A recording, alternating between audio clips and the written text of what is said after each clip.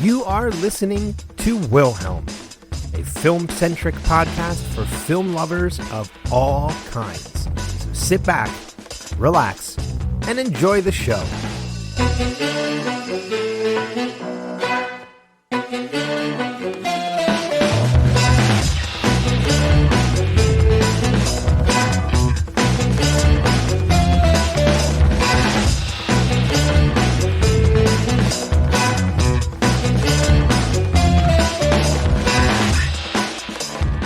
Welcome to Wilhelm. I am your host, Ben Beck, and this is my musical episode. And I don't mean I'm going to sing for the entire episode. That's not happening. But what it does mean is that this week we are diving into our top 5 favorite musical movies. Those being musicals adapted into film or stage performances recorded for feature film or streaming. Like always, I'm bringing in, I need guests. And I say guests because I'm bringing in this week 2 guests. They are husband and wife, as well as dear friends of mine. Please welcome Erin and TJ.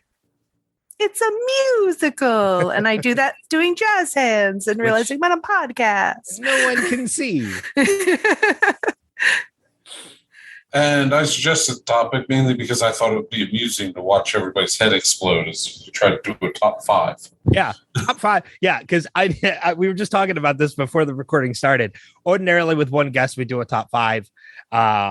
With the exception of the second episode, which I did a top 3, but that's because I was still exploring format. And I was like, no, 2 people, 2 guests. We should knock it down to 3 so that it doesn't go that long. And then I started putting together my list. I'm like, yeah, this is impossible.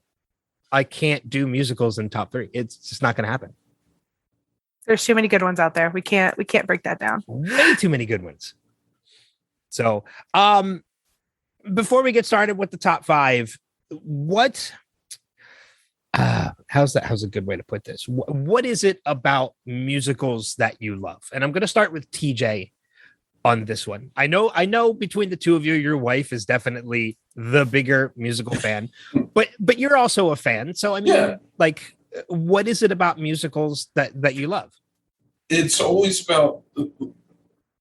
So when I was picking my top 5, I tried to think of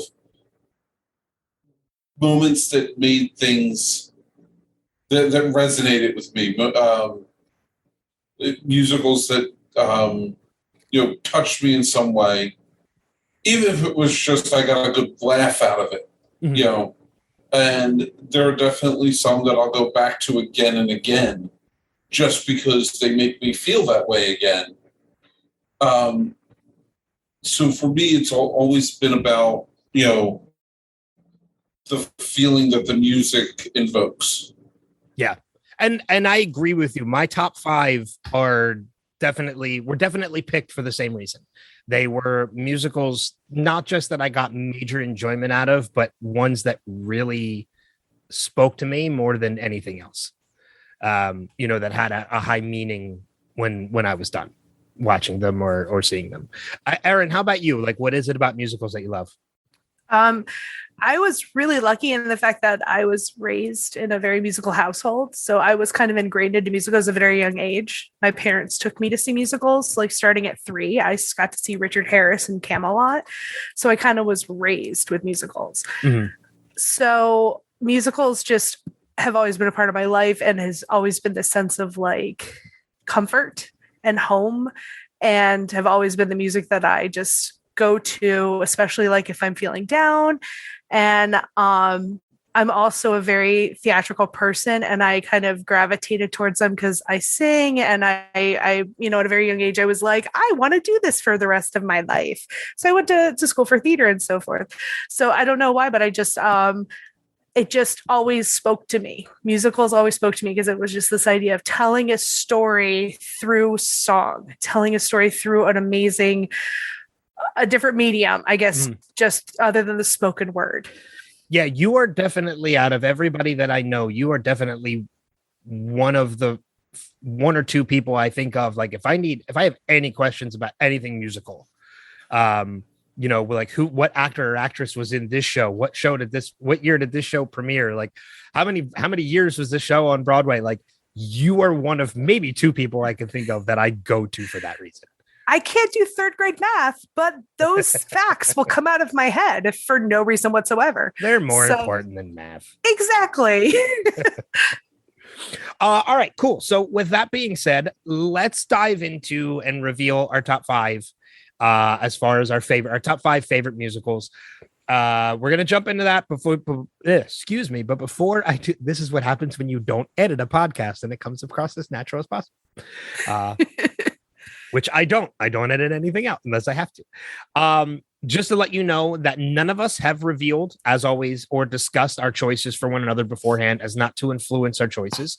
So I don't know TJ or Erin's. TJ doesn't know mine or Erin's. And even though they live in the same household, I told them, don't reveal your top five. So I've hidden my list at my computer and like tucked under so he couldn't see it. And we didn't talk about it. It's like Christmas. He went digging. No, I think he was actually really good. I'm very surprised. Yeah. I did not go digging. Good. Yeah. So none of us know what movies we have chosen for our top five. Also, just a fair warning, as always, if you haven't seen one or multiple musicals we mentioned, there's always a possibility for spoilers. So just be prepared. That being said, let's get into it. Which one of you wants to start it off? Now, do we start at 5 or do we start at 1? How do we do this? We're starting at 5 down to 1. Okay. I'll let my wife go first. Okay. Erin, all right. What have you got for number 5? Number 5 is probably one of my favorite movies. It is technically a holiday movie, but in our house, it is a year-round movie. It is The Muppets Christmas Carol. Yes, that does count as a musical. Why did I not think of that? Damn it. Oh man, that's a good choice. That's a go-to for me every year for holidays. Cause it's September. There are holiday episodes coming up in December, and I guarantee you Muppet Christmas Carol will be mentioned on those episodes. It is just a feel-good movie. The music is fantastic. We have a DVD version of it that has Belle's song, which in the theatrical release was not there, if I'm correct. So when we watched it with a friend of ours, she was like, I don't understand what's this song.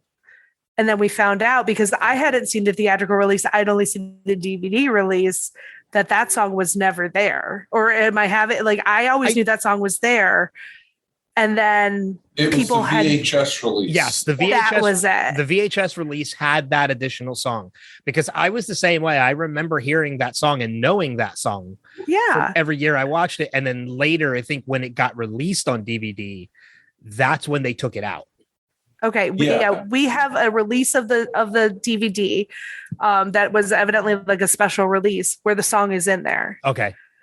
Or maybe early versions of the DVD had it, and then later on they took it out for some reason. No, there was one version of the D&D DVD that had it, and that was it. You've got D&D on your brain. Yeah, I got D&D. It was like the 25th anniversary, or not the 25th, the 10th anniversary edition, or something like that. They added the song back in, but other than that, it was only on the extras.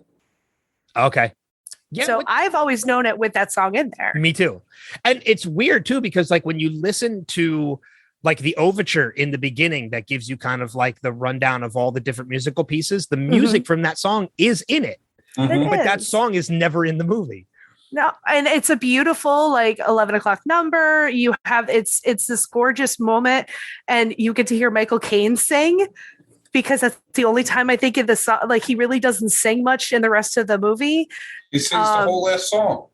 I mean, like a slow number. Like the whole last song is kind of like, I'm going to speak this part, I'm going to bop along.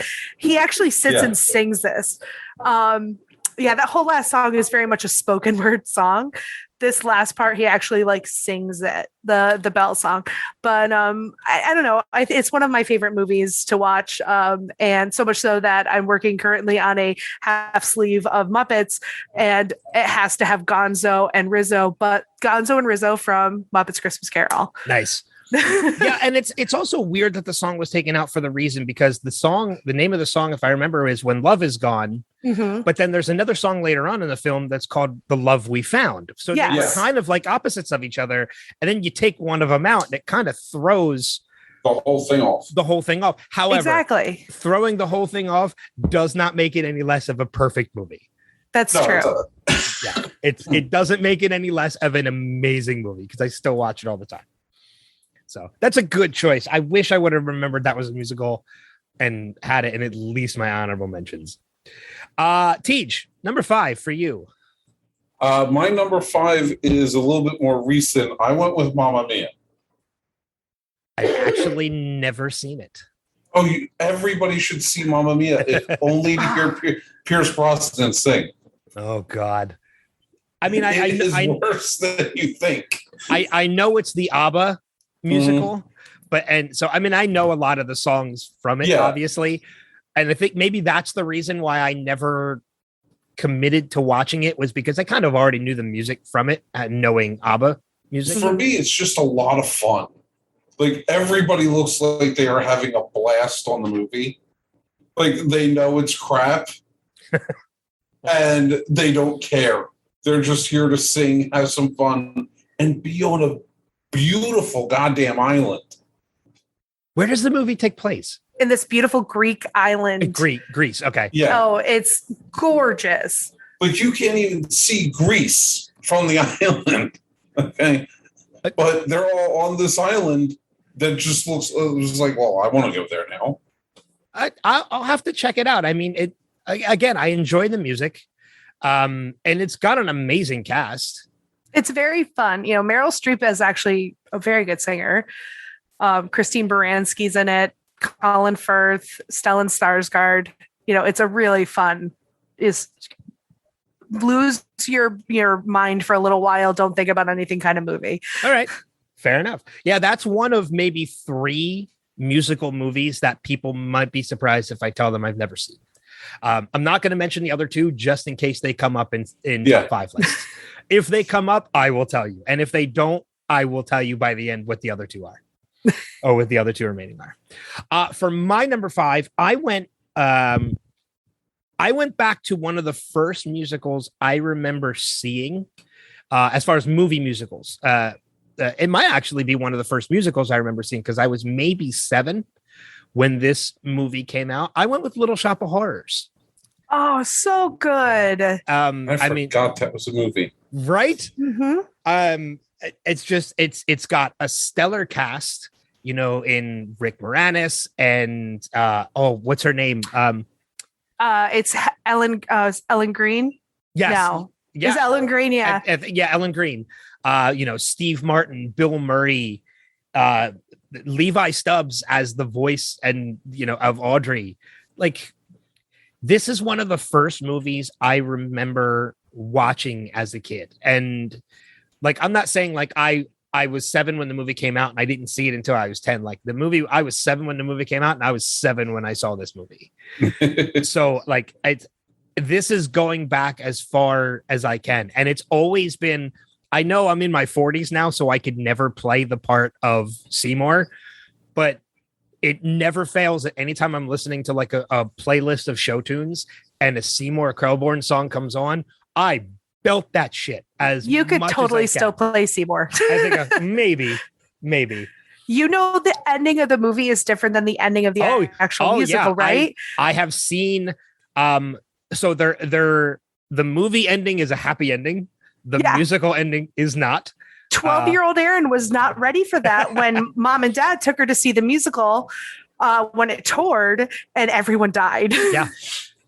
So they actually filmed the original ending for the movie. Mm-hmm. But when they played it for test audiences were like, what the hell? Like, they didn't like it. So they refilmed with a new ending. And then I think it was maybe the 30th anniversary, they released it on Blu-ray. It was his first time ever on Blu-ray, and it included the original ending. And it was the first time I had ever seen it. Because I had never seen the stage show before, but I went and I bought the the Blu-ray because I loved the movie, and I went and I watched it with the original ending, and I was in shock. I'm like, what the hell just happened? Everybody died. Audrey got eaten. Seymour got eaten. Like, what and the hell? Plant takes over the world. Yes. And I remember watching it and while being in shock, like after it was over and I kind of sat with it for a minute, I was like, that was awesome. Why did they not do that? Because everybody got really depressed. Yeah. Which, oh God, I don't know. But don't get me wrong. I like the ending that is in the original film. Because it could happen because they scroll down or they pan down and the little new Audrey 2 is in the garden. Yeah. So yeah. But I had to include that in my number 5 just because that's a movie that has sat with me for most of my life. And I still enjoy watching it every once in a while. It's just a lot of fun. The music from that is phenomenal too. It's really good. And the song that they created for the movie Mean Green Mother is amazing. Yeah. Because Levi Stubbs, if I remember, I don't think he was a Temptation. Ooh. I forget what band he was from. Oh, he's a Four Top. He was one of the Four Tops. Okay, I was going to look that up because you should know that. Yeah, I knew he was from one of those original Motown groups, and I couldn't remember which one. Yeah, he was from the Four Tops. So, but so good as Audrey too, like so good. Cool. So that brings us to number 4. Erin, what do you got? Okay, so I had a hard time going between 3 and 4, and I chose my 3 because of more nostalgia, but I love them both equally. I just want to put that out there. But my number 4 is Moulin Rouge. That is one of the 2 I have never seen.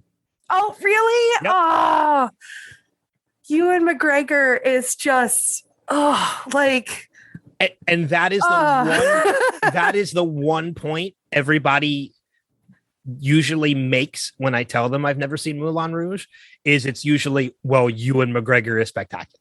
I mean, the entire cast is spectacular. I mean, Nicole Kidman, it's spectacular, which you would get if you saw the movie. I mean, the entire cast is amazing.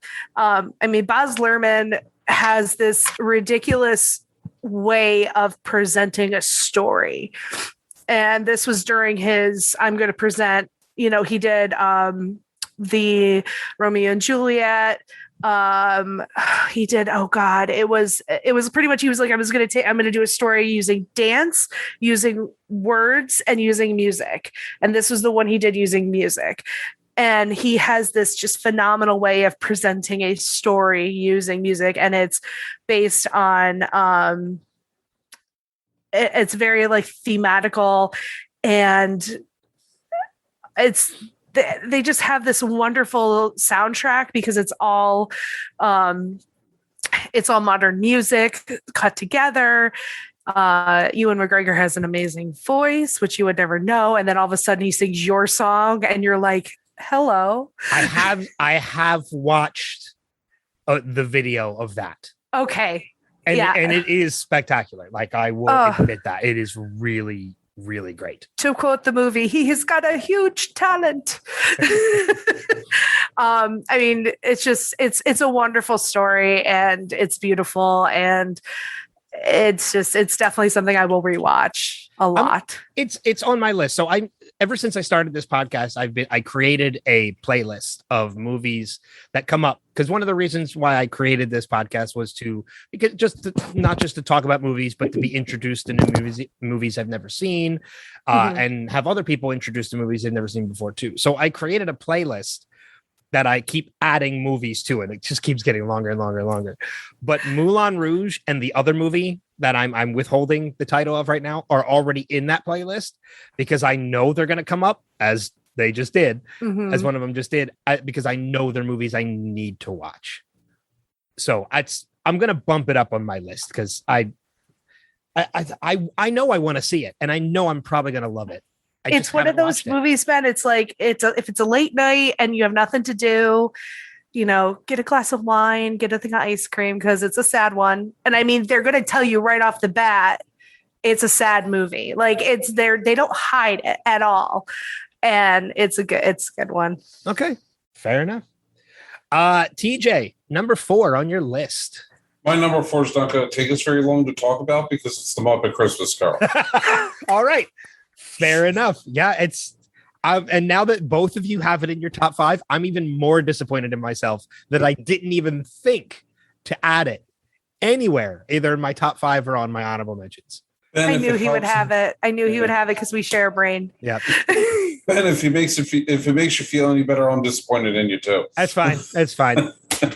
That's fine. Should I get my bell and just go shame? Ding ding. I'm ding, gonna ding. I'm gonna lose points during our next D&D game. It's fine. Yeah, it's all right. I'll take it out on you there. Yeah, there you go. Well, then that's gonna bring me to my number 4 then, and this is one kind of more recent, but actually not. It's almost 20 years old at this point. Jeez. I went with Rent.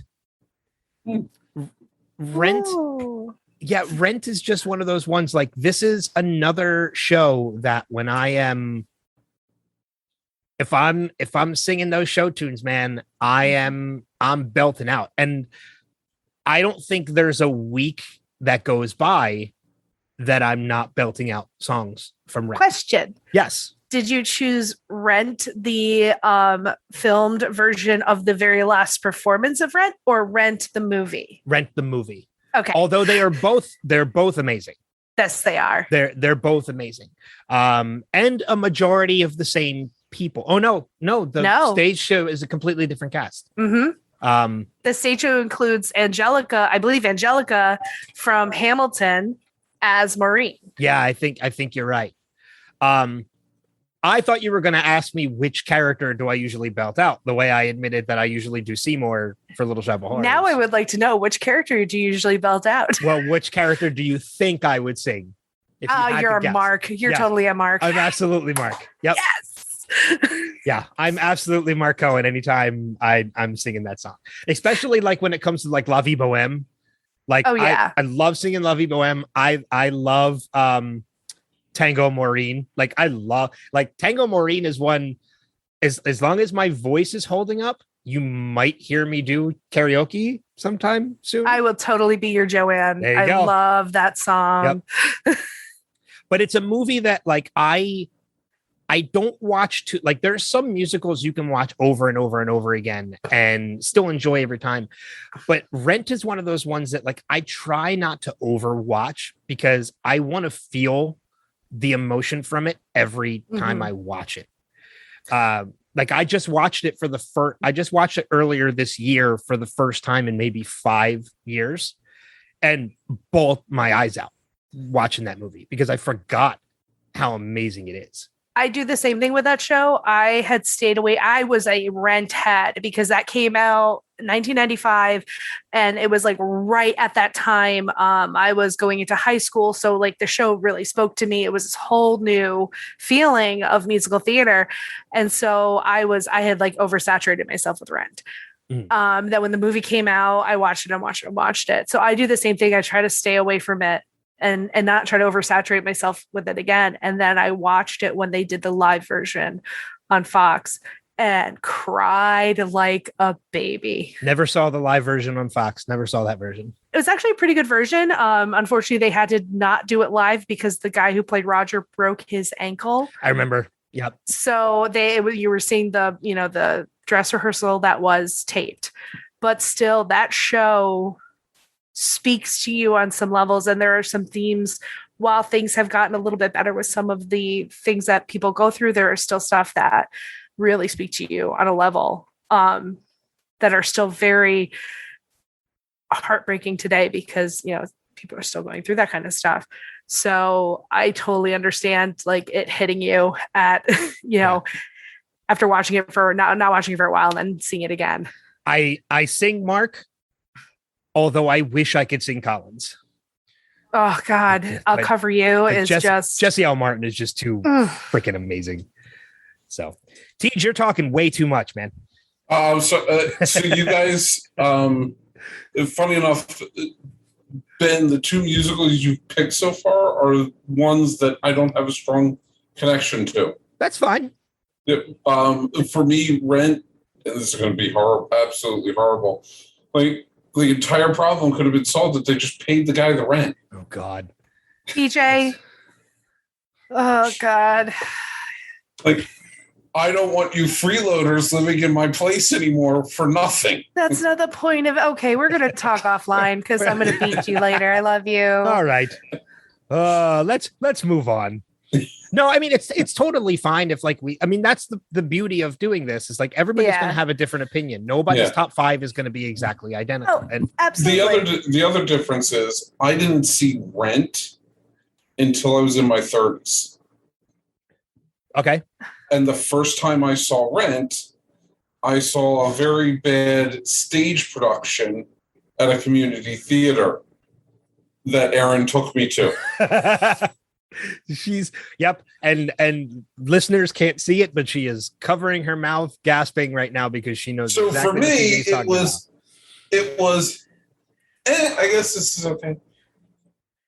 I'm gonna write that wrong. No, I've seen the Fox version, the live Fox version. It was still okay. He's been tainted. It's too late. Yeah, I know. Damn it. Oh no, but you know what? Like that can really do it though. Like, and that's not just in musicals or movies. Like that's in anything. Like I know I have one restaurant in my area. I know this is completely off topic, but like I have a restaurant in my area that I refuse to go to because the first time I was ever there, the service and the food were atrocious. Yet everybody tells me how great it is now. And I'm like, that's fine. But when I first went, it wasn't. Yeah. Like, and I really don't have any care to go there again. Yeah. I've been burned before. I don't want to get burned again. Exactly. So I kind of understand where you're coming from. Yeah. It's kind of the same thing. And that's totally fine. Erin, number 3. All right. So this was I know this was the toss up with your 4. This was my nostalgia pick. And God, I love this movie. Newsies. Great movie. Oh, and just Christian Bale not being able to sing, but trying his damn hardest. Because the poor guy didn't even know it was a musical till he got on set. I mean, really? He had no idea. Oh, that's he interesting. Had from what I've understood since and hearing some interviews, he had no idea until he got on set that it was a musical. I didn't know that. But I mean, it's still watchable. I love it. It was one of the first DVDs I bought. I remember getting my first DVD player when I went to college, and one of the first 2 DVDs I bought was Newsies. That's one I haven't seen probably in about a decade that I'm gonna have to. I'm gonna have to go back and rewatch. It's a good one. It's just a good one. And I mean, Bill Pullman trying his hardest to sing too. I forgot Bill Pullman was in that movie. Not quite pulling it off. They did a good job with the stage version because they revamped it for the stage, and it's very good. They actually did a release of that on Netflix, and that's definitely a good watch. They changed the story. They definitely changed the story a bit. That's going back a ways too. That's like 92. I want to say Christian Bale might have been my first full out crush. Like, I want to say that was probably 11-year-old Erin being like, yes, this is a boy. Where else were you going to see a movie with Christian Bale and Anne Margaret in the same film? Oh my God, Anne Margaret, yes. And then Anne Margaret being like, I am a burlesque dancer, but I'm not taking anything off. I'm just going to dance around like the PG burlesque, hoochie coochie-esque. There were definitely some hip thrusts by Christian Bale in that movie during choreography, and I remember that very well. Yeah, I'm gonna have to bump that up on my list and rewatch that because again, it's been over a decade since I've watched that movie. The funny part is, so I also really enjoyed the movie, but I went out and I read for some reason somebody got me the novelization. How do you read a novelization of a musical? I don't know. Well, probably because it was actually based on a true story, maybe. Yeah. Okay. And you get to the end of it, and there's a section titled "How We Separate Fact from Fiction," and it told what actually happened during the Newsies strike. Not a lot of it. And I got to the end of that. I went, well, that was depressing as hell.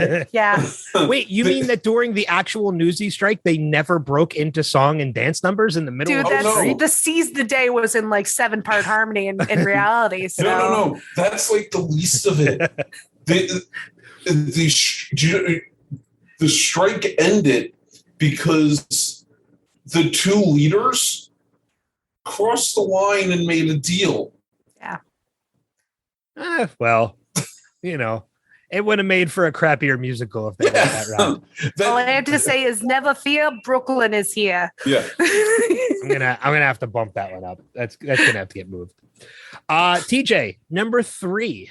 Number 3 is actually one from my childhood, which I still watch every year.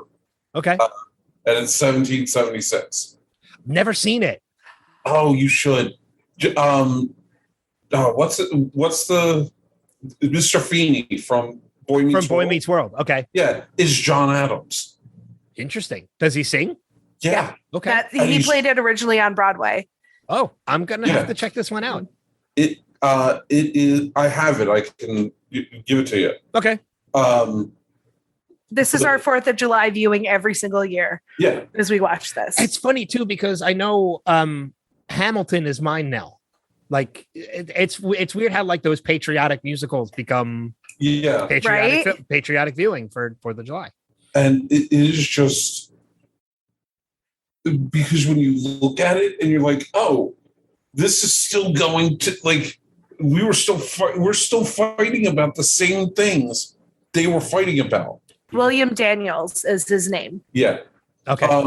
There was a whole song that was cut from the theatrical release at the request of the Nixon administration. Really?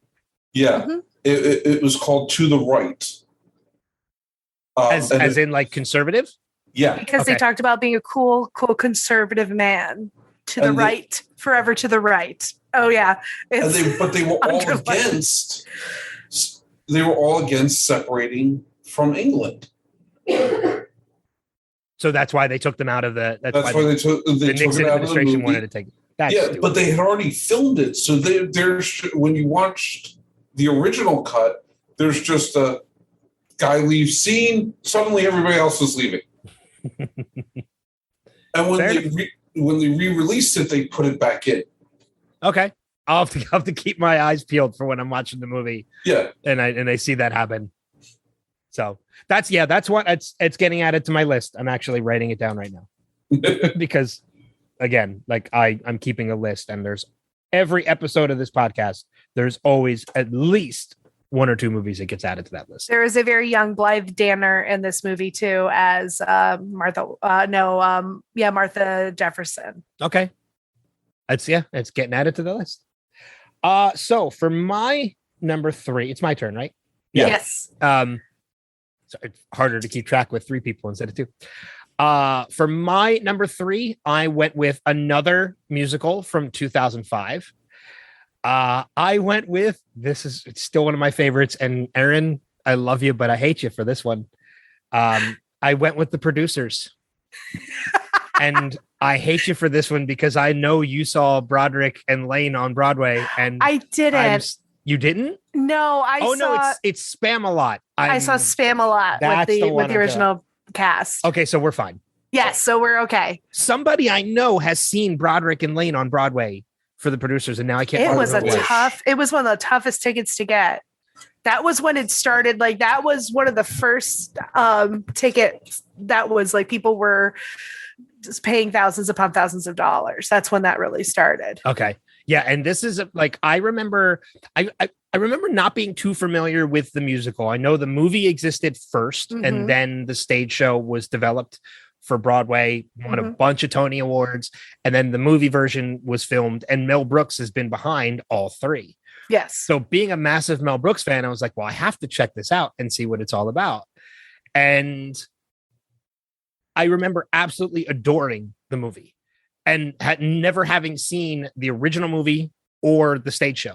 So the movie version, the most recent movie version with Nathan Lane and Matthew Broderick, was my first ever take of The Producers. And afterwards, I remember going back and watching the original movie and seeing what the original content was. And then when I had an opportunity to see an off-Broadway version of The Producers, I actually did take the opportunity and I did go see it. And I loved every second of it. It's one of the few musicals. Actually, every musical in my top 5 would fall into this category, but that's still very few and far between. It's one of the few musicals that I know every word, not just of the music, but the dialogue especially between Bialystok and Bloom. Mm-hmm. Like, I know from that film, I could probably quote every line of dialogue between those two. I've never seen the original.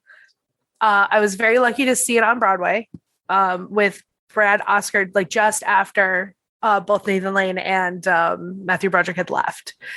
And then I've been in the show. It was my favorite shows I've ever been in. And one of my favorite parts I've ever played, because I got to play Shirley, the lesbian lighting designer for Roger Debris. So I'm the only woman in the Keep It Gay number. And God, was that a fun role to play. So I used to go back to my high school. I used to be in the musical in high school. And then after I graduated a number of years later, I went back and I assisted with music and dancing and direction. And we were coming across, our program was coming up to its 25th anniversary show.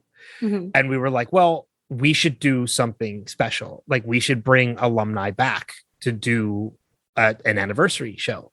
And the plan, it never happened, which is unfortunate. But the plan was originally, we weren't we did great shows every year. It was a district program. And we found out that you didn't have to buy the rights to a show if you only did 1 or 2 songs from that show. Okay. If you had to buy the rights if you did the whole show, but if you only took 1 or 2 songs, you didn't have to buy the rights. So we were like, well, then we can just do a big variety show. We'll just take musical pieces from different songs and we'll find a way to tie them together. And the tie together was that it was going to be hosted by Bialystok and Bloom. Oh my God, that would have been amazing. And it was going to be me and another guy who came back every year who were going to portray Bialystok and Bloom throughout the entire show. Like, we were going to come in between different numbers with original dialogue and do like, I want to be a producer and stuff like that. But we were going to have our own dialogue that was going to connect all these pieces together. That's a great idea. And I'm so bummed that it never happened, because it would have been my only opportunity to ever play Leo Bloom. I really enjoyed the music, and I've seen a bootleg copy of the original show, and I was just the movie felt like it felt like Nathan Lane and Matthew Broderick were tired throughout the whole movie. It felt like they got pulled back. It felt like Susan Stroman was like, "Yeah, we're in the movie. Pull it back a bit." My only thing with the movie is I was glad they had Will Ferrell, because I thought Will Ferrell brought a lot. I wish they had not gone with Uma Thurman for Ula, because I thought they could have gotten somebody that was better. I agree with that. I thought Uma Thurman was so flat. Like, I enjoyed her in the movie, but I think she's probably the weakest part of the film. Yeah, like especially against Matthew Broderick and Nathan Lane, who are so good. I don't know if you've ever seen him. You can find it on YouTube. It's probably like a good 10, 15 minutes long. If you have the opportunity, go on YouTube and look for the outtakes. Oh, God. I've seen the producers. They're hysterical. They are hysterical. They are absolutely hysterical. Because you can tell, like, as much as they might have felt tired, you could tell it just from those outtakes alone. Broderick and Lane felt it was so much fun for them to be back to doing the show again. Yeah, they're great together. And I'm sorry they haven't done more together. But you could tell watching those outtakes the chemistry they really had, because they were constantly making each other laugh. But sometimes it felt like Erin's right. Like they were being pulled back from giving everything. Yeah. I almost wish they had to tone it down. I almost wish someone other than Susan Stroman, who was the director on Broadway, was the director for the movie, because she had never done directing for movies before. And maybe, I mean, I think her vision on Broadway is fantastic. And I think maybe giving it to someone who was more familiar with doing that kind of performance on a movie would have been a little bit better and would have come across better. Yeah.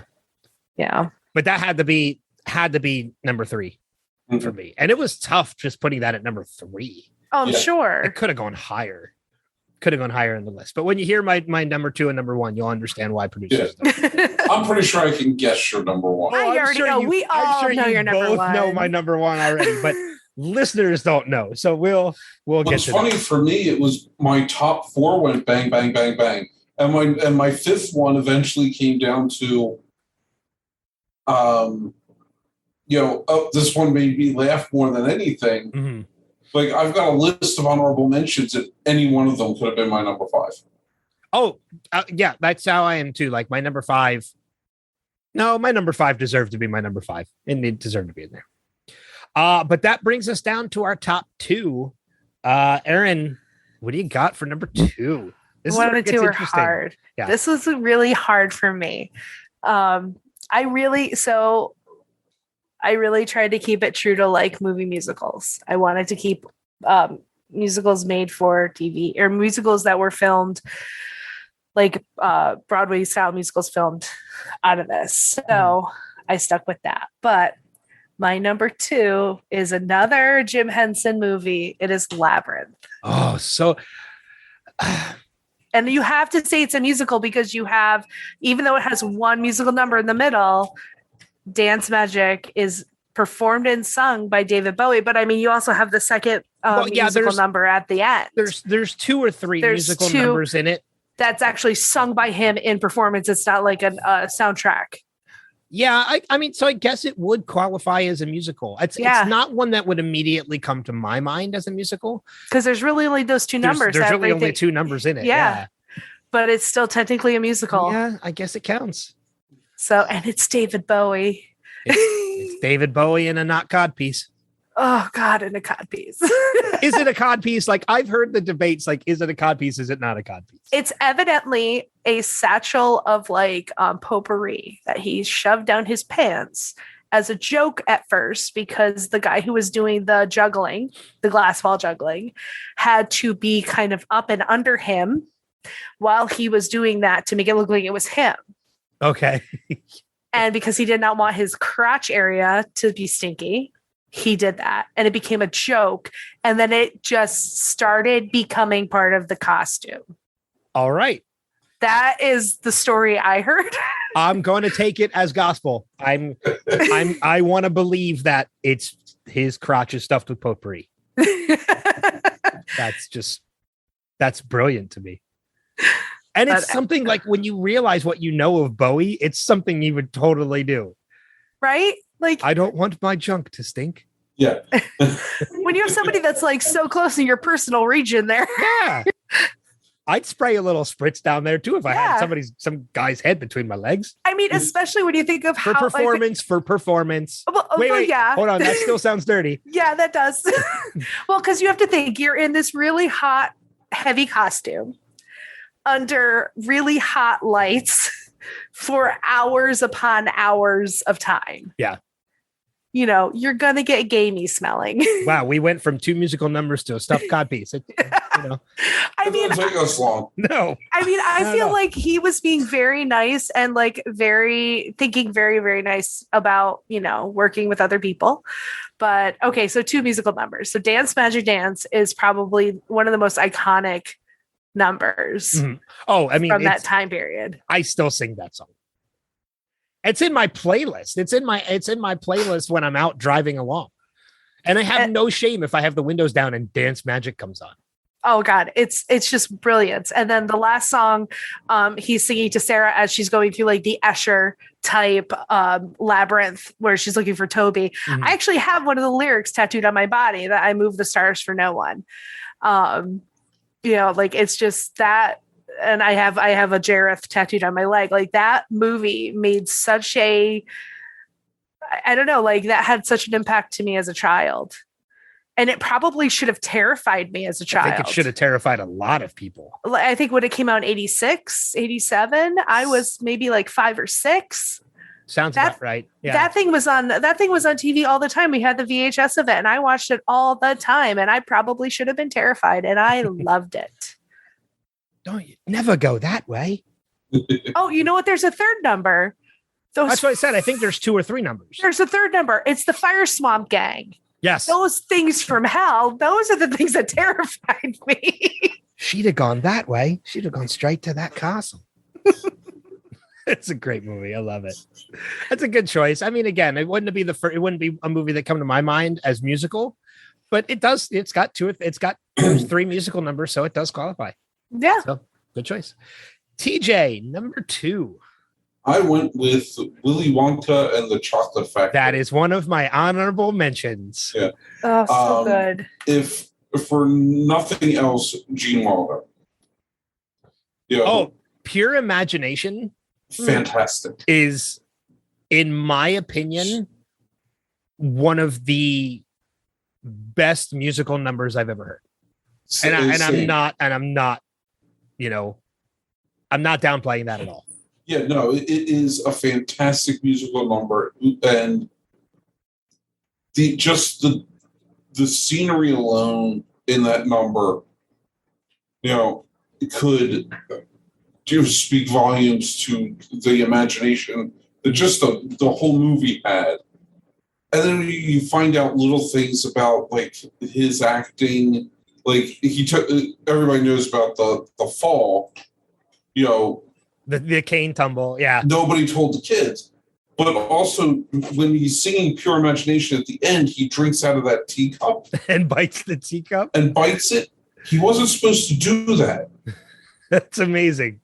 The teacup's actually made out of something that you can't swallow. It's wax. Yeah, I don't even know if it was wax or if it was poison. He shouldn't swallow it. That's why it cuts away so fast from him after he takes that bite. Because he's got to spit it out. That one I did not know. I did not know that bit, but that's fantastic. And then the other songs are great too. Candyman. Mm-hmm. Was Candyman written for that movie? I don't know. I thought they were all written for the movie, but I could be wrong. Yeah. I asked because I know like that became Sammy Davis Jr.'s big thing, because he always did the Candyman song. I'm sure. I think Sammy's was a cover, obviously, of that version. Yeah. But I don't know. I would assume it was probably written for Willy Wonka. But it was. Yeah. And then, all the Oompa Loompa songs. Oh, yeah. All the Oompa Loompa songs. The Veruca song. Mm-hmm. The only thing that keeps it out of my number 1 spot is Cheer Up Charlie. It suddenly stops the movie. It's like running into a brick wall. I'm with you on that. It's usually if I have a remote in my hand, I'm usually going forward. Yeah. It really does kind of bring the movie to a slowdown. Not even a slowdown. It's like dead stop for 5 minutes. See, I thought you were going to say the only thing that kept it out of your number 1 spot was the fact that Grandpa Joe was a huge asshole. Oh my God. Oh, no. All 4 of them are huge assholes. Okay. Grandpa Joe is the biggest asshole of them all. I can't get out of bed, but hey, we're going to a chocolate factory. Actually, you know what's funny? Apparently in one of the early, because it's not in the book, but one of the early drafts of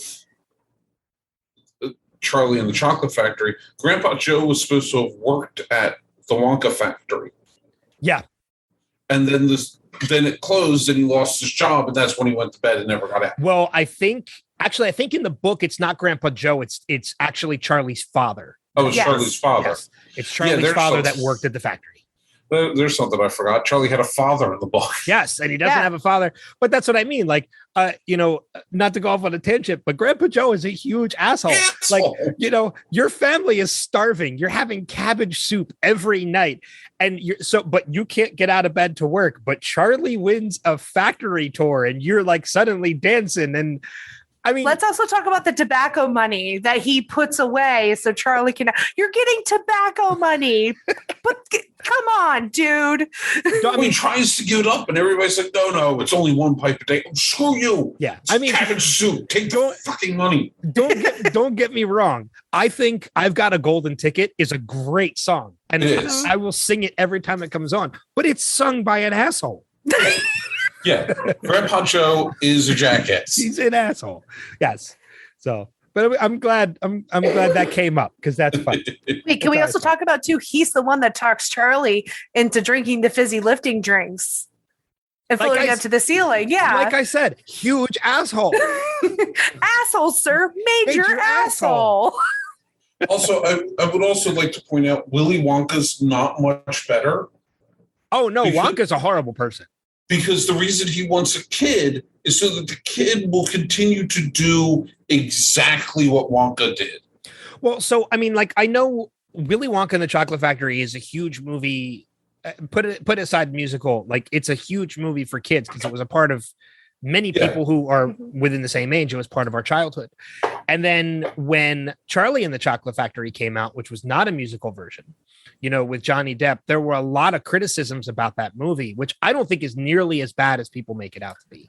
It's a little funky to watch. Well, it's funky to watch, but like to anybody who's ever read the book, it is pretty close to the actual book to the point where like I remember one of the criticisms I heard was, what the hell is all this stuff after the Wonkavator? I'm like, there's more to the book. Willy Wonka kind of chops the actual end of the story off.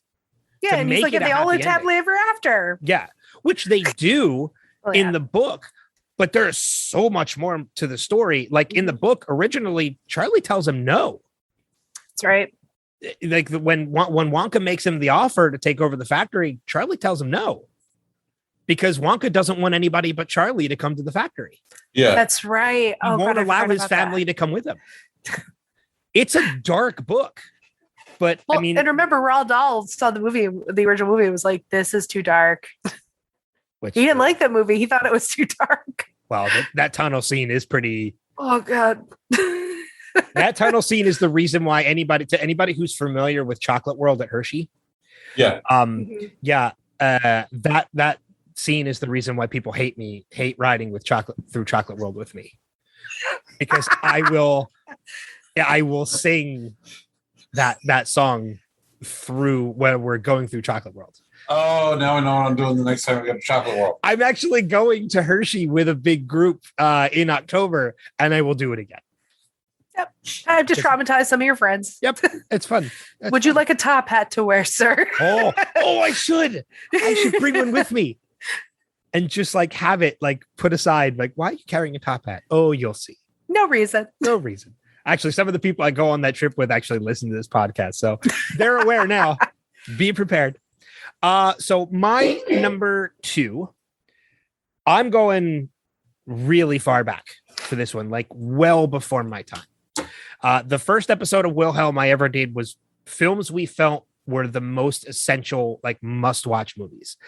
This movie was actually my number 1 on the list. My number 2 for musicals, The Wizard of Oz. Oh. It is such a classic film that I think is part of every person. I don't care how old you are. It is a part of every person's life. You didn't know us when we got married, Bill, but I wore ruby slippers when I got married. I did. Well, I mean, because there's so many parts and elements to that still exist and popular in pop culture today. I mean, I know people like you could be at an amusement park or wherever, and people will grasp arms together and sing "We're Off to Sea," as they're skipping through the park. It is a part of. It is and will forever be a part of pop culture vernacular. And I think it's a part of every generation. I don't care how old you are. I've noticed it's harder to get younger kids to watch that movie though now. Which is a shame. Yeah. But I think as kids get older and they get more appreciation. I agree. Like, I remember watching that movie and I was like 2 or 3. I was really young when I saw that movie too. But kids are terrified of that movie though too. Like the witch terrifies them. The flying monkeys terrify them. It also depends on how old. I think you are an outlier on the 2 or 3, hon, because I didn't see that movie till I was 8 or 9.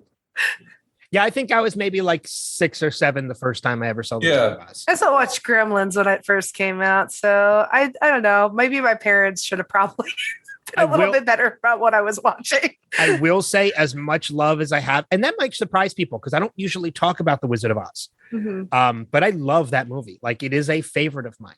And it's another one of those ones that I don't watch often. I will, like, every 5 to 10 years, I will give it a watch. And it's usually during the winter where I can just I can usually just curl up on the couch with a drink and with hot chocolate or something. And I will pop that on and sit under a blanket and watch The Wizard of Oz. It's a comfort movie. How iconic it has become for certain things. Like, actually, I was watching, I've been watching the history of horror for the past couple of days. And they talk about, I was on the witch episode and they talked about how Margaret Hamilton in The Wizard of Oz became the quintessential icon for what a bad witch looks like. Mm-hmm. Like that, whenever you talk about a bad witch, that is one of the first things you think about. Is that the Eli Roth series? It is the Eli Roth series. So good. Yeah. I finally got into it. I've literally been just binging it for the past 2 days. It's so good. It's amazing. And then you start hearing all of the stories about what some of the people went through on that set. Like, I mean, poor Margaret Hamilton with her makeup and everything. And some of the safety protocols that were not put in place back then. But granted, it was the 30s. So who thought of that? Yeah. 1939. 39 is when it came out. Yep. But I mean, I still will literally make a pilgrimage to DC when I can to go see the Ruby Slippers. And I have seen them myself too. It's there. Oh, and there's actually a amusement park, I believe, in North Carolina called the Land of Oz that used to be opened in, I believe, the 70s and 80s. It has since been closed, but they will reopen it on specific weekends for people to come. And you literally go up into like the beautiful mountains, and you get to walk through what is the Yellow Brick Road and stuff. I mean, it's just gorgeous. I mean, it's one of those things I've always wanted to make a pilgrimage to because I think it's the closest I'll ever be to going to Oz. As much as I love that movie, I can admit to, although one of them is a musical movie, but it's not on my list. So, and we're getting close to number ones, and I don't predict it being either one of your number ones. Mm-hmm. I have never seen the Wiz. And I have never seen Wicked. You've never seen Wicked? I've never seen Wicked. I've never heard the music. I haven't even ever really heard the music to Wicked either. I know a couple songs, but I haven't heard the whole show. I've seen Wicked a couple of times. I've seen it on Broadway and I've seen it touring, and I love it. And it's a wonderful retelling of it. The book is twisted. I mean, I know it's Kristen Chenoweth and Adele Dazeem. Adele Dazeem, yes. No, it's Idina Menzel. But I've just never, I've never really sunk into Wicked. I probably watched The Wiz as much as I watched The Wizard of Oz growing up. Okay. To the point, because The Wiz takes place in New York City. And the first time I went to New York City as a kid, we went into the subway, and there is this scene where she gets chased by this, it's so odd. She gets chased to this man by the subway by these little creatures that he has, and they grow, and he makes this noise. It's like doo doo doo doo doo doo as they're growing, and then the pillars in the subway break off, and they chase her. So as we went down to the subway, I saw those pillars, and I had a panic attack at like 7 years old because that's what I saw in the movie. So that's what was going to happen. I've also never seen Return to Oz. Oh, that is amazing as well. That was another movie that I loved as a kid. And again, a twisted, scary movie. Probably shouldn't have watched as a child. But Return to Oz is not a musical, is it? No. That's just that's a normal feature. That is just a regular, straightforward movie. But The Wiz, never having seen it, is it an adaptation of Wizard of Oz just taking place in New York City? Correct. Okay. What it is it's an African-American version of the Wizard of Oz that uses very R&B bluesy music, which is so good. And it's in the movie, it's Diana Ross and Nipsey Russell and Michael Jackson. And and the music's fantastic. So it's definitely, the movie's fantastic. If you ever have a chance to see a version of it on the stage, it's definitely worth it. I'll have to check it out. But that brings us to our number one picks. Yay! In top 5 of musicals. So, Erin, what's your number one? I am guessing no one has ever seen this, and I'll be very surprised if you've seen this, Ben. Reefer Madness. I have seen Reefer Madness. Oh, yay! Yes. I love this musical so much. It's been a while, but I have seen, and I have to admit, I did not see the actual version of Reefer Madness. I've never seen the original either. I have seen the riff tracks version of Reefer Madness. So I've never seen the original black and white movie. This is built off of. Oh, so that's the version. So I have not seen the musical version of Reefer Madness. I saw the original. Oh, okay. That's the one that riff tracks did. Gotcha. So there is the black and white. I think it was like a Baptist group created this movie that was like, if you smoke reefer, you're going to become a sex fiend and totally, hooked on it for the rest of your life. And then they made a musical version in 2000, and it opened on Broadway in 2011. Literally 2 days before 9/11 happened. 9/11 happened. Oh, I didn't know any of this. Yeah, it was with Kristen Bell, Christian Campbell.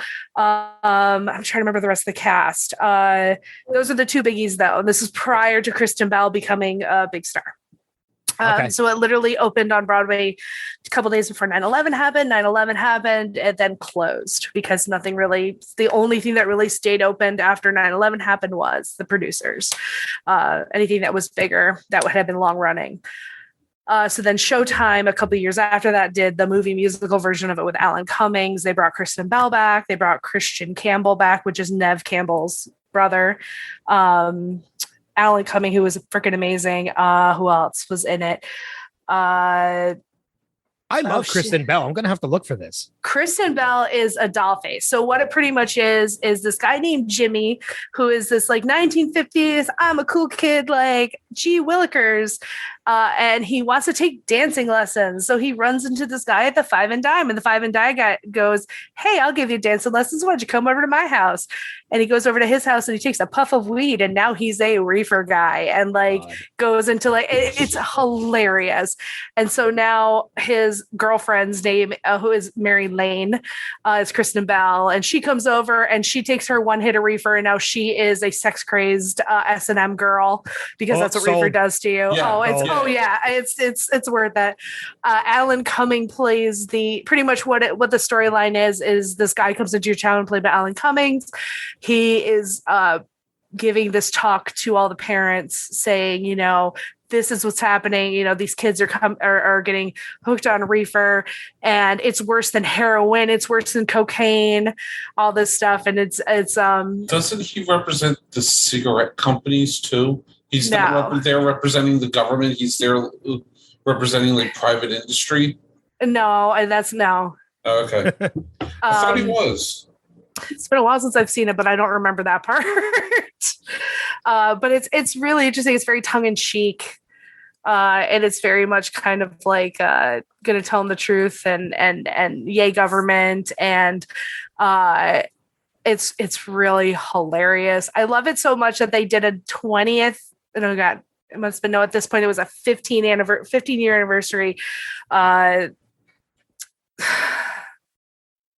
concert version a couple of years ago to do a benefit, and I went down to New York to see it with some of the original cast, and it was a blast. So it's definitely, Showtime did it. It's definitely worth the watch. It's hilarious. They sing a song about Romeo and Juliet where Christian Bale and Christian Campbell say they're just gonna be just like Romeo and Juliet because they get married and have a lot of babies. And they're trying, and the guy playing Shakespeare's trying to tell them that's not how it ends, but they don't want to listen to it because they're going to get married and have a lot of babies and be all happy, just like Romeo and Juliet. So it's hilarious. I'll have to check that one out. But yeah, Christian Bell is amazing, and I love her. Yeah. I'll watch anything with her in it. So that's my number one. So TJ, number one on your list. My number one will probably surprise no one. All right. It is the Muppet movie. Okay. I mean, you look at a song as iconic as the Rainbow Connection. Yeah. There's like that song alone makes it like we went musicals. I went number one Muppet movie. Yeah. Now I had to figure out the other four. But I was for my number one too. Yeah. Rainbow Connection. Moving right along. I will still use the turning left at the fork in the road. Yes. I just yes, he remember will. that scene. That scene is so damn funny. Fork in the road. Turning left. Oh, I forgot about that scene. Can't Live With Them is hysterical. And just the number of cameos that show up. You talk about the brilliance of Mel Brooks. He's in it. Yeah. Playing a Nazi scientist. It's I'll even say too, I mean, like that's a movie that is old as I am. Like that movie came out in 79. So yeah. But I mean, I will even put one of the more recent Muppet movies in there too, the one that Jason Segel wrote and directed. Yeah, that was good as well. That was excellent. It's not as good as the original, obviously, but it's still, I mean, the musical pieces from that newest iteration are amazing. Like Man or Muppet is such a great song. Yeah. My biggest that was a great movie. My biggest complaint against is it felt like a Jason Segel movie that just happened to star the Muppets. I can understand that. Yeah, because you ended up following. While Walter was an important character, you ended up following Jason and Amy more than you did the Muppets. Yeah. And then from the original Muppet movie, I'd like to go back there again someday. The song Gonzo sings towards the end of the movie. Yeah. Oh, yeah. With Rainbow Connection, the only reason people don't talk more about that song is because Rainbow Connection is in the movie. Yeah. But I mean, Rainbow Connection is so iconic that like to the point where every once in a while they will release another version of it with Kermit singing it. Yeah. And it just brings back all the nostalgia and everything that song that will never die. I think the Foo Fighters did a cover a couple of years ago. I still think my favorite version of that song, other than the original from the movie, is the one with Kermit and Steve Martin playing banjo together. Yeah. That's such a great version of that. Such a great version. Dr. Teeth and the Electric Mayhem singing, can you picture that? Yeah. The point where everybody on set dropped acid and ran away. That's such a great choice. I didn't again another movie that I didn't even really consider to put because I just didn't think of it. So for me, a lot of it was I wanted to pull out Disney, like true blue Disney movies like Aladdin and whatnot. But like Erin, I just considered shows, movie musicals. I didn't consider a play that was made into that was recorded from stage. Which actually none of us have put in any of our top 5 at this point either. So yeah, and even I with say those from you. So well, I mean, and we know what it is. We know what it is. So it's not. None of our top 5s have any of like stage performances that were recorded from. I have them in my honorable mentions. Yeah, but I don't have them in my top 5. I forgot how much I loved the lyrics to the final song in the Muppet movie. The final lyrics are life is like a movie, write your own ending, keep believing, keep pretending we've done what we've set out to do. I love that. I actually, with the exception of the we did what we set out to do.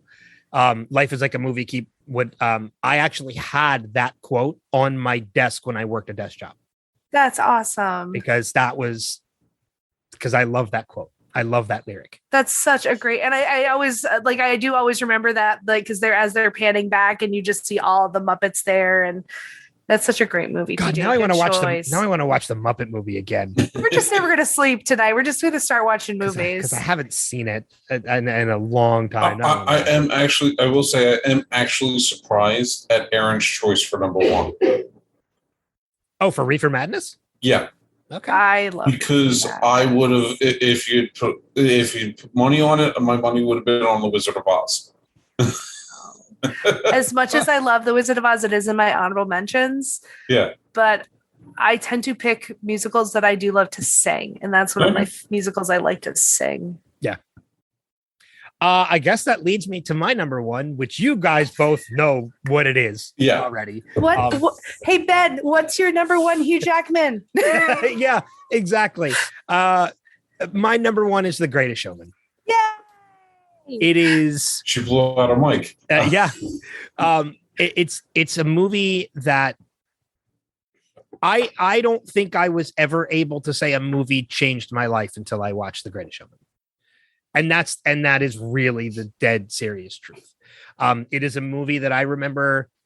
I knew all the songs before going to see the movie because I remember what first enticed me to it was Hugh Jackman because I'm a massive Hugh Jackman fan.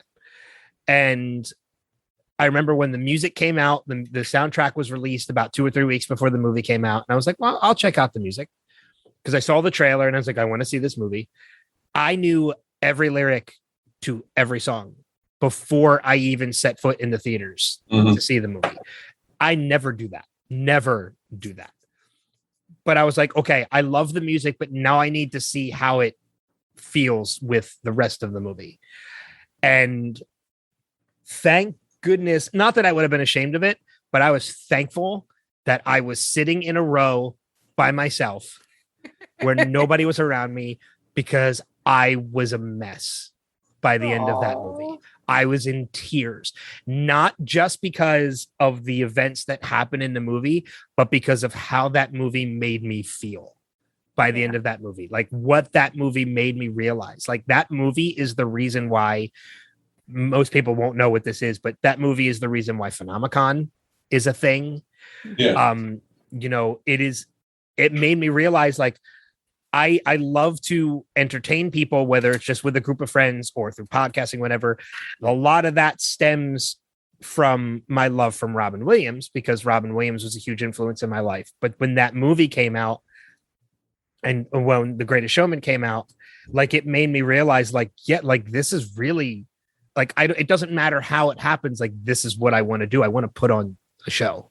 Mm-hmm. And that's how Phenomicon came to be. Phenomicon was already an idea before Greatest Showman, but man, did Greatest Showman kind of push it forward. Like that's my greatest show on earth. When it's done, that will be my greatest show on earth. So much so that I actually came up with an idea, and it'll never happen, of actually filming a musical number at the show, on the show floor, of like to one of the numbers from The Greatest Showman. Do it. So get a group together. Do it. I actually still want to go. I want to go as Barnum. I want to go as Barnum for Halloween. And I just haven't bought the costume yet. Not this year either. I already have my costume for this year. But 1 year I will go. I kind of want to do it when I have more of an audience to wear it. Understandable. You know? Not that our group of friends isn't an audience. Yeah. But kind of like if I have like a year, I have multiple parties to go to, so more people can see it. Like that's the year I invest in. You also want to make sure people know who you're supposed to be, because otherwise you get ringmaster. Well, that's the thing. Like it's the ringmaster costume. Yeah. But I most people who know me will know that's what I'm going for. If you ever want to talk about that offline, Ben, I could probably help you with that. Okay. Yeah. But yeah, it's like you guys knew it right away before we even did this episode, before we started recording. Musicals. I know what number one is. Yeah, Greatest Showman. But excuse me, sorry. And it's a movie I saw, I think, at least 5 times in theaters. I really did enjoy it. It's got some great songs in it. This Is Me is such a great anthem. It's just, oh God. From now on, though, is the song that I think that to me, I think is my favorite song on this. What I always found funny was, and I wonder if they'll ever release what was supposed. There's a song that's obviously cut. Okay. So when they're going around, when him and his 2 girls are going around hanging the posters looking for freaks, they start hammering to a beat. And for like 30 seconds, there's a beat that is, and he looks and he smiles at the girls, and then there's a cut. Yeah, but I don't think that's a cut song. I think that was them some, literally just putting some extra rhythm into the show. Oh, I think that was so supposed to go into a song that either they didn't have time for, they couldn't quite get right. I have, as much as I love that movie, I have read a lot about that movie, including the fact that they are adapting it for Broadway. Yeah. Yes, please. And there has never been mention of a deleted song. I'll bet you $5 right now that when they go to Broadway and they start hanging signs, they will sing a song. I'm not doubting they'll put more music in, but I don't think it was. Yeah, but that doesn't mean there was a cut scene there. No, but if you listen, like it's not a beat that you hear any other time in the movie. I take your word for it. Yeah, I just don't think it was a deleted song. Yeah. I think it was just a moment that they took to it. Yeah, they have been working to adapt it for Broadway for a while, and Hugh Jackman has committed to doing it if they ever get it done. It was actually originally supposed to be a Broadway show. I remember always seeing that up on Playbill. Yeah, but they couldn't get it produced for stage, so they decided to go the movie route instead. And now, because of the movie and the success of the movie, they are... look, this can make money. Here's money.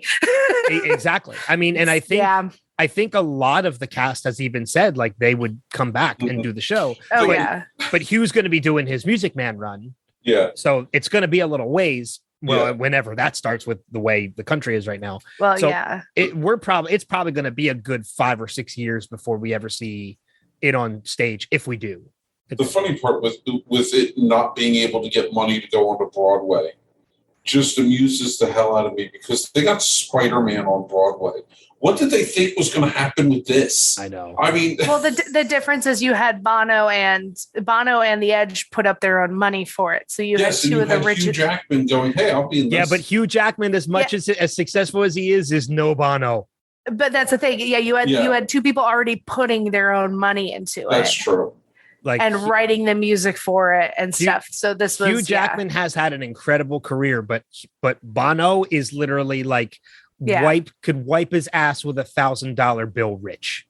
Yeah. Yeah. Yes, and he still managed not to be able to do Spider-Man on Broadway because that was a show that should not have been on Broadway. No, at all.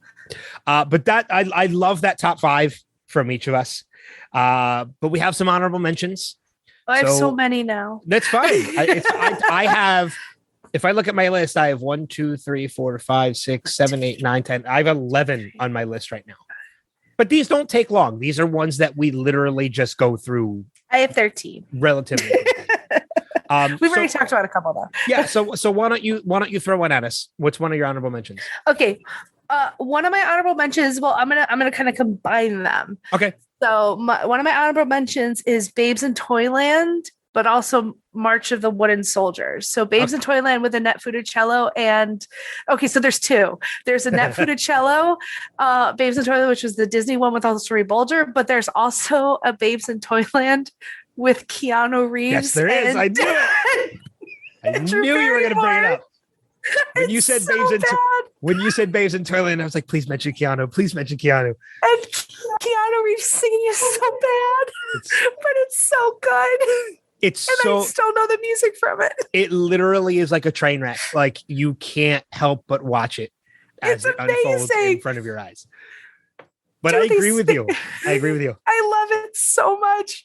Okay, so there's that, but then there's also the March of the Wooden Soldiers, which is literally the same exact plot line, but that is a Laurel and Hardy movie from the 20s or 30s, I want to say. It's an old black and white movie that I used to watch all the time when I was a kid. And but yeah, that's definitely one I will rewatch all the time. But oh god, that I need to find a copy of that Keanu Reeves Babes in Toyland. I'm going to dig deep now. As I say, can you try to find a copy of that for me? Because absolutely try and find it. Because now, and if anybody is familiar with it, one of the songs is "I Come from CINCINACI Cincinnati." Yeah. And the fact that Pat Moriarty's in it too as like the toy master / Santa Claus. Drew Barrymore's like the main girl in it. I'm trying to think who else. Richard Mulligan's in it as Barnabas, as the bad guy. And that's all I can think of for like the cast because it's been so long. But God, Keanu Reeves singing is just atrocious. It's from 1986. I will. Oh God, 86. Yeah, I'm gonna look for that one. I will absolutely try and look for that. I remember that was made for TV. Yes, it was. Yeah. Tej, what is one of your honorable mentions? So a lot of my honorable mentions are newer movies. That's fine. Because for me, they're great, but they didn't leave an impact yet. But Rocket Man. Oh, so good. The Elton John biopic. Yeah. Yeah, that was fantastic. And yeah, so I could go into that, but I won't. Oh, and by the way, Erin, it's Pat Morita, not Pat Moriarty. Sorry, Pat Morita. Pat Moriarty. Good God, Pat Morita. Thank you. Yeah. No, Elton John. Rocket Man is such a great movie. That's a good choice for an honorable mention. My first honorable mention is one that was so hard to not put in my top 5, because it is the first show I ever performed on stage, and that's Hello, Dolly. Oh, with the one with Barbra Streisand. Barbra Streisand and Walter Matthau. Yep. I forgot Walter Matthau was in it. And Michael Crawford. Michael Crawford. Yep. Walter Matthau was Vandergelder. Yep. Mm-hmm. It's the first show I ever performed on Broadway. On Broadway. It's the first show I ever performed on stage. It's the first lead I ever got. And I got to play Barnaby. Oh, that's awesome. Which was so much fun. It was so fun. It's actually the first show I ever auditioned for, and I ended up getting a lead. So, which was a lot of fun. Erin, what's another one of your honorable mentions?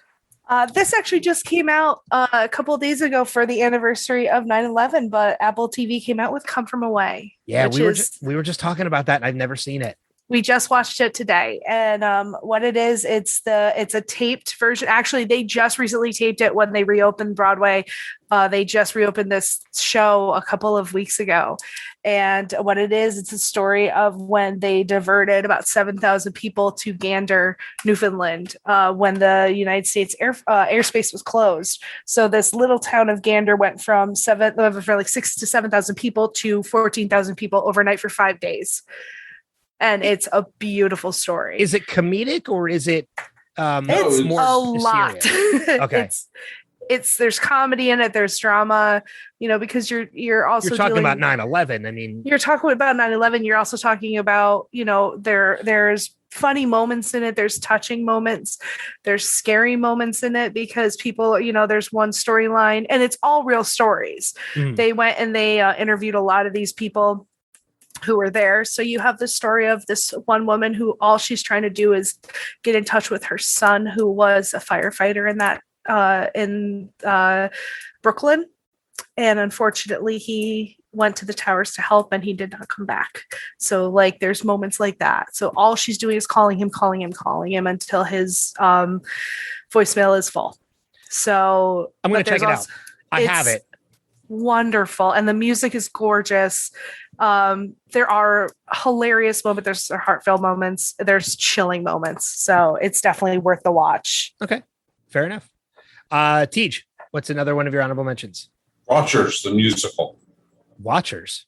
Oh, Rogers. Oh, God. Oh, for Christ's sakes. No, I'm kidding. I knew he was going to bring it up. He even told me he was going to. We literally paused the trailer to see the cast, to dissect the cast. Yeah. But no, actually, Music Man. That is one of my honorable mentions. Actually, it is 2 of my honorable mentions. Which version, Tej? The older one from the original the 60s. Yeah. Okay. Well, I liked the Matthew Broderick one.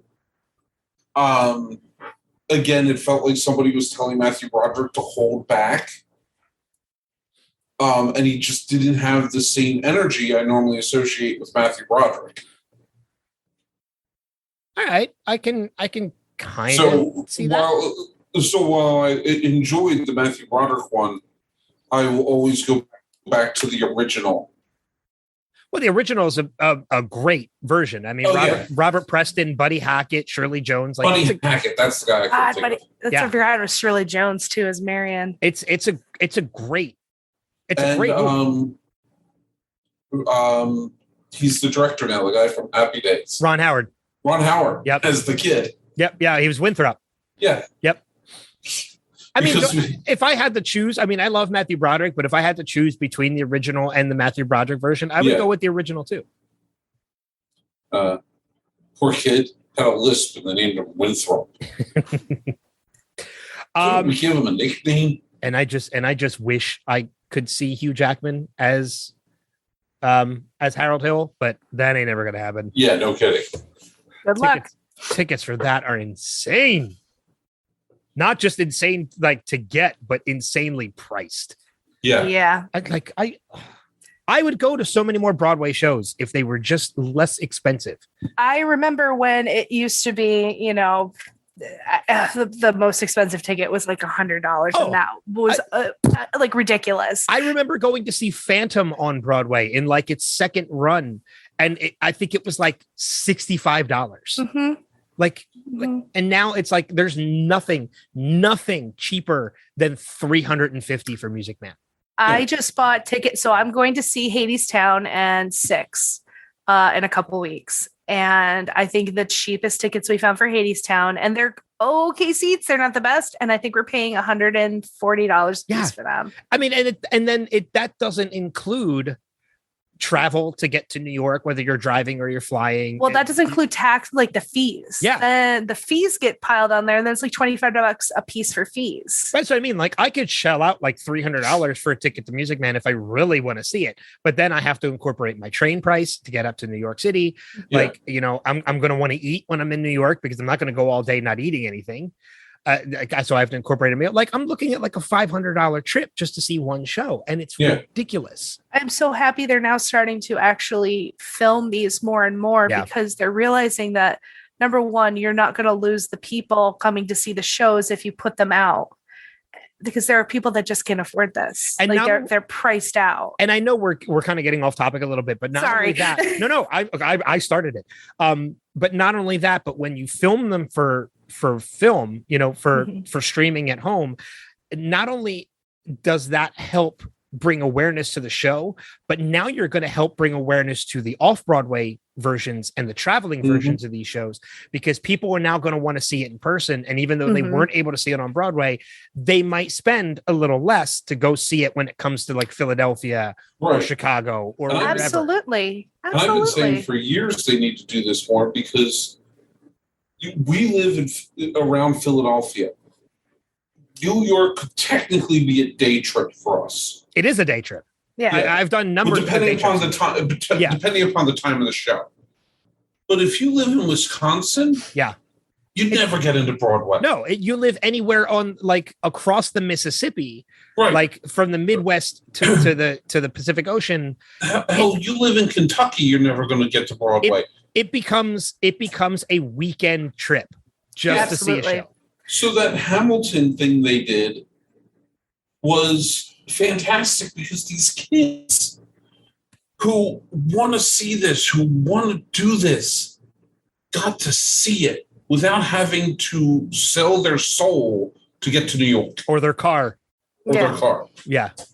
No, I totally agree. But that actually brings me to I'm going to clump them together to two of my next honorable mentions. Obviously Hamilton. Which that's TJ included in mine. Just brought up. But another show that was filmed for Netflix, Shrek the Musical. Oh, so good. I would have never seen this show because I was like, Shrek, I'm like, I love the movies, but how's it work as a musical? I'm so glad we made you watch this. I watched was it you guys that made me watch it? Yeah, I was like, you need to watch this.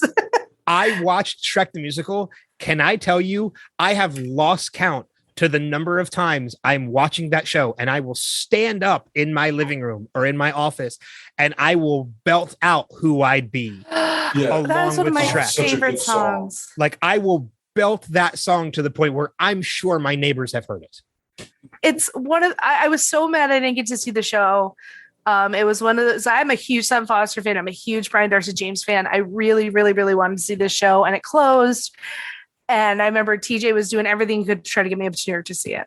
And then they said they were filming it and releasing it. And it made me the happiest little Broadway fan ever. Because it's such a great show. It is so much fun. The stuff they do with with the Pied Piper, like with the shoes tap dancing behind the curtain, right? All the stuff they do with Farquaad, like it's he's ridiculous, and he's from Spamalot. So I mean, it's so that show is so good.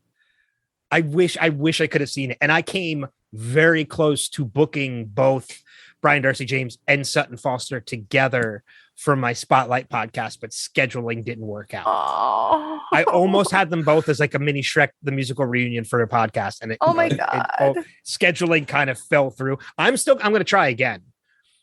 Please but I think Sutton Foster's now gearing up for Music Man. So she's right now in England doing Anything Goes. Anything Goes. Yep. Okay.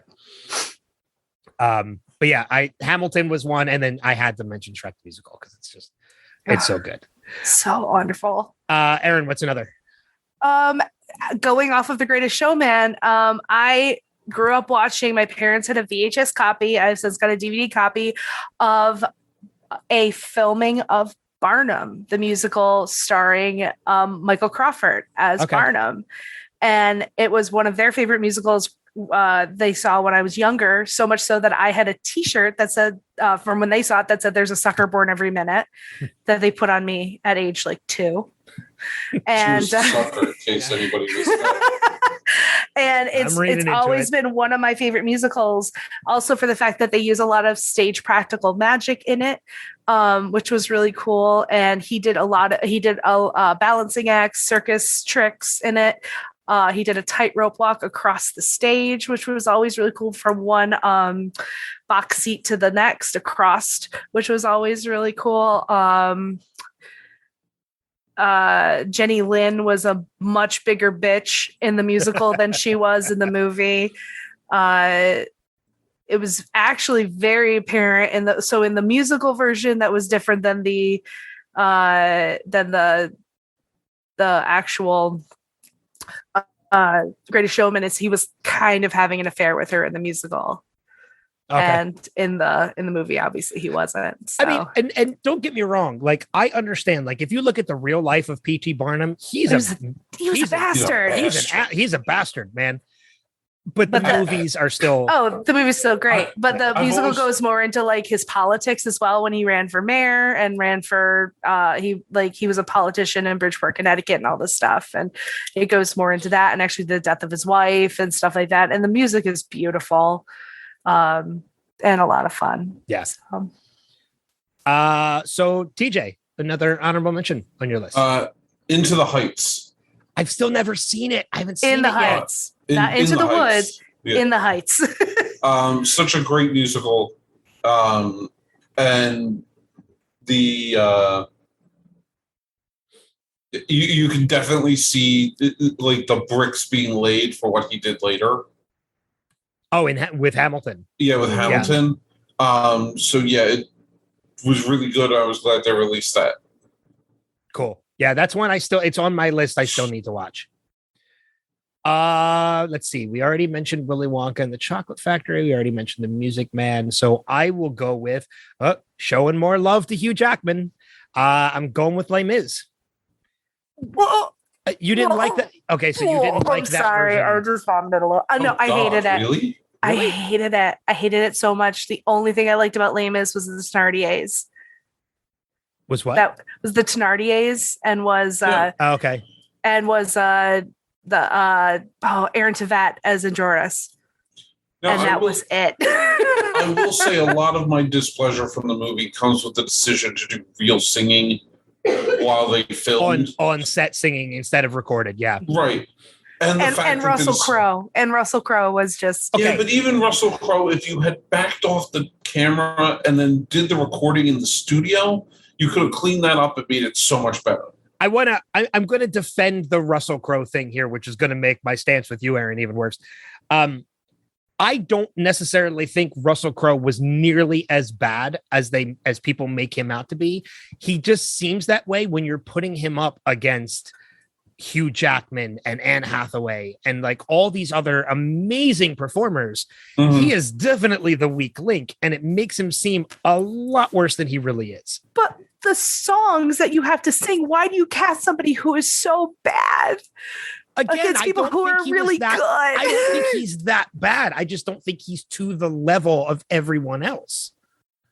He was all I will never like it. I'm sorry. Like, I walked out of there being like, that was awful. I hated it. And I'm a huge Les Mis fan. Yeah, same here. For me, it was the close-ups.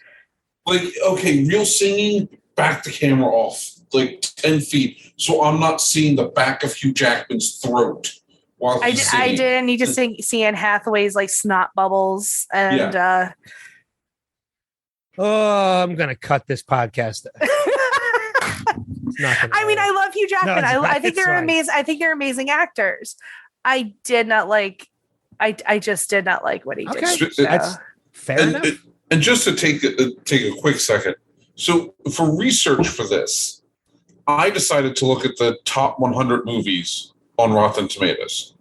And Les Mis isn't even in the top. I'm sorry. Top 100 musicals on Rotten Tomatoes. Okay. And I would like all of your listeners just to go to Rotten Tomatoes and tell them how wrong they are. Because, oh my God, what the hell? Yeah, I've looked at that. I looked at that list too, and I thought the same thing. I was like, there are so many movies that should be on this list that are not on this list. And not only that, the 2011 Muppets ranks higher than the Muppet movie. Oh, I didn't even see that on the list. Yeah, the Muppets with Jason Segel is number 16. Oh, we're looking at different lists then. Yeah, I'll send you a link in the chat to the one I found. Well, we'll worry about it later. Yeah, we're already taking too long for honorable mentions. Sorry, no, it's totally fine. We said at the beginning this was going to run long, so it's totally fine. I'll throw my honorable mention out there because I'm sad that nobody's said it yet. The Rocky Horror Picture Show. It's in my list. I just haven't gotten to it yet. Tim Curry, Sweet Transvestite. Oh, so good. Yep. It is on my list. Good. I just haven't gotten to it yet. Teach, what's another one of yours? Blues Brothers. Technically, yeah. I mean, that is a musical. It technically would count as a musical. Yeah. I have never seen it. Granted, the only music that comes from it is the concert they put on. Well, no, everybody. Oh, no. Oh, that's right. There's like Respect and. Yeah. Oh, yeah. That totally is a musical. Yeah, it's definitely a musical. There's the scene. There's the gospel choir in the beginning. There's Respect. There's a bunch of songs in there. I mean, and it's very similar to Moulin Rouge in that it takes popular music and incorporates it into the music, but it's into the movie, but it's performed for the sake of the movie. Yeah, that's a good choice. I didn't even think of it. All right, that's on my list of movies to watch that I've never seen. Oh, it's so good. We're on a mission for God. Yeah. So I mean, going to my honorable mentions, TJ, you mentioned earlier the Disney films, and there's so many musical Disney films. Yeah. So I basically looked at a lot of them and I was like, I'm just going to choose my favorite of them and put that in my honorable mentions. And surprisingly, as much as I'm a huge Robin Williams fan, Aladdin is not my choice. I went with Beauty and the Beast. Oh, so good. I think it's just musically, I think it's a much better movie. Yeah. Lion King is great as well, but I mean, even in that it reunited Nathan Lane and Matthew Broderick. Actually, no, I don't think it reunited him. No, that was the first one. That was the first time they ever came together. Because that was before the producers. But I think musically, I just think Beauty and the Beast is a much better movie than Lion King or Aladdin. So yeah, I went with Beauty and the Beast for an honorable mention. Erin, what else you got, if anything? Not a movie, but a TV show that was on recently, but it was all a musical. Schmigadoon. Still haven't watched it. Oh, so good. And if you are a musical aficionado, you can literally pick it. You can like go through and be like, okay, that's that musical. That's obviously Carousel. That's obviously Music Man. Like, and they do a really good job really paying homage to older musicals, newer musicals. And it's very, very, very funny. It's on my list to watch. I just haven't done it yet. TJ, any other honorable mentions on your list? Just one, and this one's for my sister, Sound of Music. Okay. It's been a long time since I've watched The Sound of Music. Yeah, it's good. It's a classic, and my sister's named after one of the Von Trapp kids. So okay. I have two left on my list, so I'll do one. I went with Singing in the Rain. So good. It's just another classic musical to me that just brings me warm feelings when I watch it. I didn't see that till I was in college for the first time, and I really fell in love with that. I don't think I saw it for the first time until I was in my 20s. Oh, so it was so good. It was ways. Anything else on your list, Erin? I have 4 left on my list, and they're all Stephen Sondheim shows. Give me 2. I'll give you my last one, and then you can give me your last thing. Okay. This was just a couple years ago, but it was Company in concert with Neil Patrick Harris, and Stephen Colbert was in it, and Patti LuPone. They did they released it in theaters, and then they also did a DVD release of it. But Stephen Colbert can sing. He can sing really good. Yes, he can. I've heard him on other opportunities. Christina Hendricks is in it too. Yes, and it's called Company. It's called Company. Okay, we have it. I wrote it down. Neil Patrick Harris plays Bobby. And what it is it's Bobby's turning 35, and it's all of his married friends being like, why are, and it's written from the 70s, and it's kind of a an autobiographical look at Stephen Sondheim from when he was younger, and all of his married friends being like, you're 35, why aren't you married? And Stephen Sondheim being like, because I'm gay.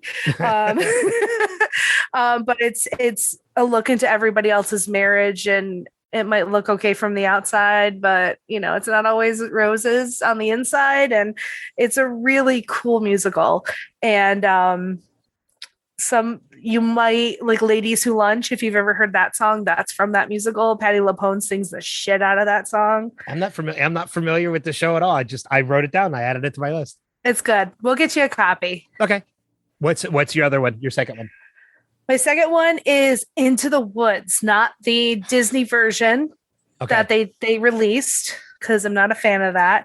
I'm talking about the PBS version they released when I was I think it was in 87 or 88. And this is with Bernadette Peters as the witch. And it's a filmed version of the original Broadway cast. Okay. And I have the Disney one on my list just because I have a huge crush on Anna Kendrick. I mean, who doesn't have a huge crush on Anna Kendrick? Right? I think my cat has a crush on Anna Kendrick. I think it's just you have to have a crush on Anna Kendrick. She's adorable. I will fight your cat.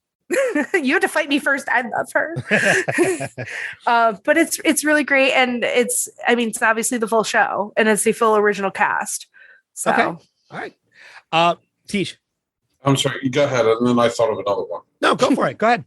Across the Universe. Oh, God. An amazing movie. Acid trip and wonderful.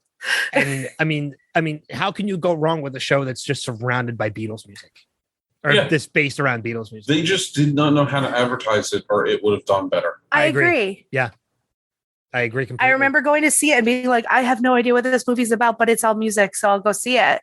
Yeah, and thinking I remember them advertising it like it was the story of the Beatles with Beatles music. But that's not what it was at all. Yeah. But it's so good. It's just, what's her name? Julie Taymor? No, Evan Rachel Woods. Evan Rachel Woods. Yeah. Yep. Wood. Yeah. Just God, amazing. She's she's really grown into herself. And even in that one, I think she was really fresh off of doing 13 and stuff. Like she was very young at the time. And she really kind of came into her own in that movie. Even Bono was really good in that. Yeah. Well, Bono's Bono. Well, yeah. Eddie Izzard was in it. Yep. Yes, he was. He was, wasn't he? He does the benefit for Mr. Kite. Yeah. Yep. That's what I thought. I love that song. Like that is, I don't know if you've ever, again, I'm going off on a tangent, but I'll make it very, very quick. There was an album put out of Beatles songs performed by celebrities. Oh, I've heard this. Yeah.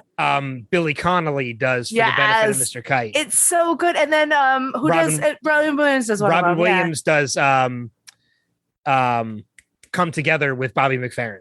That's right. Oh, it's so good. Yeah, that album is great. Mm-hmm. I can't remember the name of that album, but it's so good. Just look up, Beatles cover album. Robin Williams. It's like Goldie Hawn and Jim Carrey. I think Jim Carrey does I Am the Walrus. He does like I Am the Walrus, and that's a great album. It's a fantastic album. But my so many other movies I could have added to honorable mentions, but I have one left. I went with West Side Story. Yeah, that's a good one. I mean, and I know there's the new version coming out too, with directed by Steven Spielberg. And I'm excited for that. I am. I'm going to watch it. I like Ansel Elgort, man. I think he's an amazing actor. So him being cast in the movie as well is just. I'm like, I'm gonna. Well, it made me excited they actually cast people of the correct race and people who could sing for the Sharks. Yeah. I mean, unlike Natalie Wood, who from what I understand, got kind of like the short end of the stick here because she was cast and was told she was going to sing, and then they overdubbed her. Like she did all these lessons and stuff like that, and then they just dubbed her voice over without telling her. But that movie is beautiful, and that dancing is amazing in that movie. Yeah. Oh, and that's why I'm really hoping this new version really does it justice. The one thing I hope that they improve is the fight choreography, because it always just looked like, hey, it's ballet across the screen. Can we make it look a little bit more like a fight? What I'm wondering if they're going to do is when they revived it on Broadway a couple of years ago is they had Lin-Manuel come in and he actually went through and rewrote a lot of the lyrics and lines for the Sharks to be actually in Spanish. So I'm wondering if they're going to put that into this new version. That'd be interesting. I thought that would be really cool if he did that. But I'm going to go see it.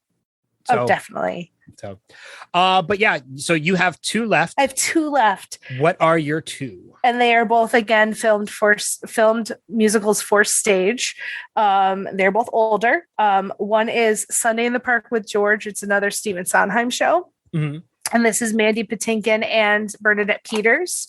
And this is it's literally based on the painting of Sunday in the Park on the island of Le Grand Jatte by George Seurat. It's literally a musical based on that painting. And for anybody who doesn't know that painting, it's the painting that Cameron is staring at in Ferris Bueller. When they're at the museum in Chicago. Yep. So it's a really, really cool musical. And Mandy Patinkin and Bernadette Peters are freaking amazing in it. And then this one, I had a hard time not putting this one in my top 5 because this had a lot of effect on me as a kid. Probably as like a teenager, but this was really the reason I got into theater was I saw the recording of George Hearn and Angela Lansbury and Sweeney Todd, like the 80s version of Sweeney Todd. Like I completely forgot about Sweeney Todd. And that made me go, I want to do theater. I want to because for the first time, that was really the first time I saw theater. And I was like, oh my God, there's stories that are dark and twisted. And it's not always like, for the longest time, you're just seeing like Rodgers and Hammerstein and all this stuff, because that's what you do in like school theater. But for the first time I saw this musical, that was really my first look into like really dark theater. And I was like, I want to do this. Yeah. And you know what? And I know it's not everybody's cup of tea, but I enjoyed the Tim Burton Sweeney Todd with Johnny Depp and Helena Bonham Carter. I thought they did a good job. I mean, if they didn't cut what they cut, it was going to be a 3.5-hour show. Because Sweeney Todd is very long. Mm-hmm. I missed a lot of what they cut because I love the show so much. And there's a lot of like Greek chorus type of ballads in the middle of it and stuff. That's very beautiful, but I understand why he cut what he cut. But you get the gist of it throughout it that, you get the story. And I thought Johnny Depp was great. I thought Alan Rickman was fantastic. Alan Rickman's amazing. And Helena Bonham Carter rocked it. Like she owned that character, and that's a hard character to play.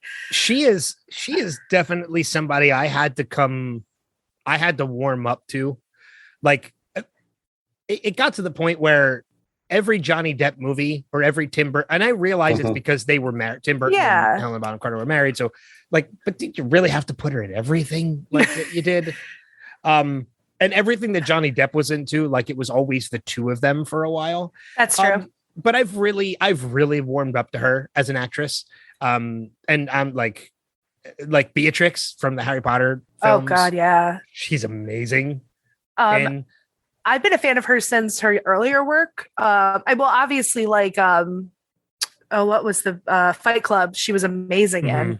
But even before that, a lot of her British stuff when she was with Kenneth Branagh, and she did a couple of stuff with him. I really like that. So I kind of got burned out by her a little bit with the Tim Burton work, but I really, really, really liked her as Mrs. Lovitz. Yeah. So let's break down our top 5 favorite movies of Helena Bonham Carter. Yeah. All right. Next podcast. It's a twofer. We're just going to go right into the next. I wouldn't be able to be that one. I would have to do research. I'm sure it'll be an episode eventually. I have to do research on that one. No, I think your next one should be your top 5 movies of Emma Thompson. Emma Thompson? Mm-hmm. Actually, I got some cool episodes coming up too.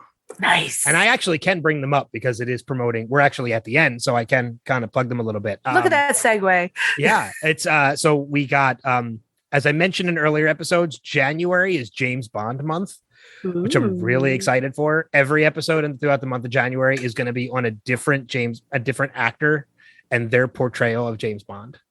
That's awesome. So we're going to talk about those movies. Next month in October, we're going to do a vampires episode. So vampire movies, we're going to do straight up horror. So we're going to talk about our top favorite horror movies for Halloween. I think we'll probably squeeze in like a ghost, like a haunting episode as well. Okay. November, we're going to, towards the end of, there'll be some regular episodes in there, but towards the end of November, we're going to break down the Matrix franchise because we've got the Matrix Resurrections coming in December. So we're going to talk about that. And then, of course, December, we're going to jump into some holiday themed episodes. We're going to talk about, top 5 favorite traditional Christmas movies or holiday movies. And we're going to talk about our top 5 favorite non-traditional Christmas movies as well. Movies where people could argue whether or not they qualify as Christmas movies. Gee, I can't imagine what Excuse me, Die Hard. Die Hard, Gremlins. Oh, that's right. Gremlins is technically a holiday movie. Lethal Weapon. I forgot about that. Wow, yeah. So there's definitely some movies out there that people would argue. Die Hard being the biggest one, obviously, but we'll discuss them more. But I want to give you guys an opportunity to promote anything. If you have anything, if you don't, that's great. That's fine. But Erin, anything at all you want to promote right now? Sadly, not right now. With everything going on with the world kind of starting to get back running, nothing to promote just yet. So is it though? Getting back running, is it though? Well, none of the theaters around me are doing shows yet, so I have nothing to audition for. So nope. Actually, I've been seeing like Theater Swarthmore, and a bunch of them are getting back to doing shows, but they're shows that were planned before the pandemic hit. Yeah. So auditioning is already done. Exactly. So they had already cast them and had to shut it down. So now we have to wait for them to get through those shows. Exactly. Before they start planning other stuff. Because I actually really want to audition. But like the big theater I usually work with, they haven't even announced when they're going to be back open again. So it's I had plans to audition for Spamalot. I know you did. For Allentown, and then the pandemic hit and it never happened. I remember that because I was talking you into it. Yep. And I was like, you need to do this because you would be freaking perfect. So, TJ. Did I mention, by the way, I saw the original Broadway cast of Spamalot, and then I met Tim Curry TJ, afterwards. Anyway, what have you got going on to promote anything right now? I don't have anything, but I can take the wind out of Erin's sails. I actually saw Sunset Boulevard with John Barrowman. I hate you so much. Hey, I know John Barrowman. Yeah. I've been on stage with John. Yeah, I know. I hate you all. Yeah, I got you back now. I shared the stage with Barrowman. You didn't. So before I promote my stuff, I just thought of one question that we're going to end this on, and then we'll close out the podcast. And we're actually right around, we're still under 2 hours, so we're still good. Excellent. Again, I knew it was going to run long with 2 guests, but that's fine. If you could see any show, stage show adapted into a movie, one show, what would you choose? This is easy for me. Not recorded for like performance and then put out, but actually like adapted into a movie, like The Producers or In the Heights. What would you choose? This is easy for me. It's my absolute favorite musical in the whole wide world. It's called Assassins. You've mentioned this to me before too. It's my absolute favorite musical. It is, again, a Stephen Sondheim musical, and it is a musical about the assassins or would-be assassins of presidents and how they view their actions. Okay. All right. Anything on TJ from you? Honestly, I had to, there are so many that I would even if they just showed the recording, it'd be like, great, now I can see this. Look, but, you can say Spider-Man the musical. It's fine. TJ, it's a bird, it's a plane, it's Superman. Yeah, no, I've actually read the music for that, and no, it's awful.